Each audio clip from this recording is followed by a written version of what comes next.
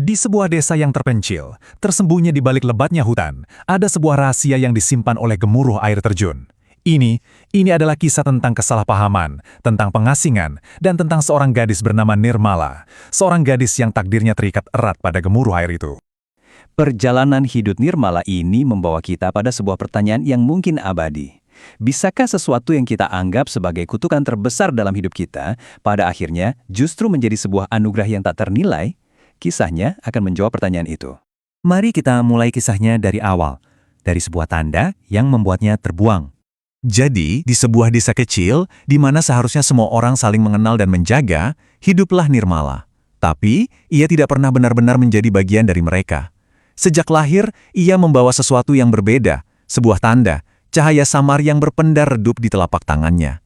Tanda itulah yang menjadi sumber semua bisik-bisik dan tatapan curiga. Dan bisikan-bisikan itu mengikutinya kemanapun ia melangkah. Dia itu pembawa sial, awas jangan dekat-dekat dengannya. Kata-kata itu seolah menjadi lagu pengiring hidupnya yang paling menyedihkan. Padahal, di balik semua tuduhan keji itu, ada sebuah kebenaran yang tak pernah mereka lihat. Saat penduduk desa menudingnya sebagai sumber malapetaka, Nirmala dalam kesendiriannya justru diam-diam merawat kehidupan. Dia menyembuhkan tanaman yang layu, menolong hewan-hewan kecil yang terluka. Sebuah kebaikan yang tak pernah terlihat, tak pernah diakui. Dan kemudian, ketakutan mereka memuncak, momen yang mengubah segalanya pun tiba. Langit seolah ikut murka, hujan turun tanpa henti, berhari-hari. Sungai yang biasanya tenang meluap dengan ganas, menelan sawah, menghanyutkan ternak. Nah, di tengah kepanikan dan ketakutan yang membutakan itu, penduduk desa hanya mencari satu hal, kambing hitam, seseorang untuk disalahkan. Dan tentu saja, semua tatapan mereka tertuju padanya. Teriakan kemarahan menggema di tengah badai. Ini semua pasti gara-gara dia. Usir dia sekarang juga sebelum desa ini benar-benar hancur. Tanpa ada pengadilan, tanpa ada kesempatan membela diri, Nirmala diusir dari satu-satunya tempat yang ia sebut rumah. Diusir dan benar-benar sendirian, kakinya yang lelah membawanya berjalan tanpa tujuan. Entah bagaimana langkahnya menuntunnya semakin dalam ke hutan keramat, menuju suara gemuruh air terjun yang selama ini paling ditakuti oleh penduduk desa. Di tepi air yang bergemuruh itu, di bawah tatapan bulan yang pucat, pertahanannya runtuh. Air matanya jatuh, dan hanya ada satu pertanyaan yang terbisik dari bibirnya.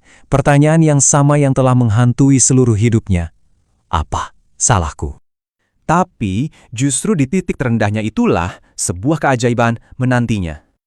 Dari balik riak air yang tenang, tiba-tiba muncul sesosok makhluk bercahaya.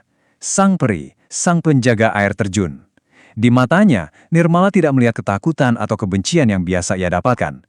Tidak, yang ia lihat adalah sebuah pengakuan yang lembut, seolah sang peri telah lama menunggunya. Dengan suara yang jernih seperti air itu sendiri, sang peri berbicara, kata-katanya sederhana, tapi cukup untuk meruntuhkan seluruh dunia yang Nirmala kenal. Tanda di tanganmu itu bukan kutukan. Lalu kebenaran yang sesungguhnya pun terungkap. Apa yang selama ini ia kira sebagai belenggu, apa yang membuatnya terbuang, ternyata adalah sebuah anugerah. Sang peri menjelaskan takdirnya.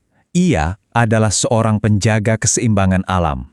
Tanda di tangannya bukanlah tanda kegelapan, melainkan sumber kekuatan untuk menyembuhkan, untuk menumbuhkan, untuk menjaga kehidupan itu sendiri.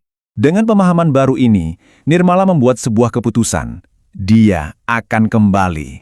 Saat Nirmala kembali, ia menemukan desanya hancur, bukan lagi oleh air bah, tapi oleh ketiadaannya.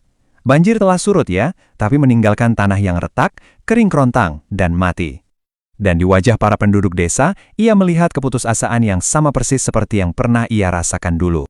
Tidak ada kata-kata amarah, tidak ada dendam.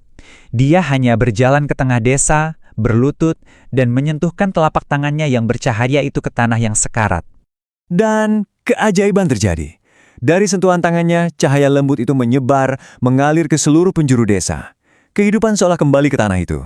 Retakan di tanah perlahan menutup, rumput kembali menghijau, dan bunga-bunga bermekaran dalam sekejap mata. Sebuah keajaiban yang nyata, di depan mata mereka yang pernah buta. Di hadapan keajaiban itu, kebencian yang dulu membara luruh seketika, digantikan oleh kekaguman dan penyesalan yang begitu mendalam. Seorang tetua desa melangkah maju, mewakili semua orang, dan membisikkan kata-kata yang seharusnya sudah lama diucapkan. Maafkan kami, Nirmala. Dan sejak hari itu semuanya berubah. Nirmala bukan lagi orang buangan. Ia menjadi penjaga yang mereka hormati, pelindung yang mereka cintai. Kisahnya, yang dulu adalah sebuah kisah duka, kini menjadi legenda harapan. Sebuah bukti hidup tentang jembatan antara dunia manusia dan keajaiban alam. Dan kisah Nirmala ini pada akhirnya meninggalkan kita dengan sebuah pertanyaan untuk diri kita sendiri. Apa kutukan dalam hidup kita yang jika kita berani melihatnya lebih dalam, mungkin sebenarnya adalah anugerah terbesar kita yang selama ini tersembunyi?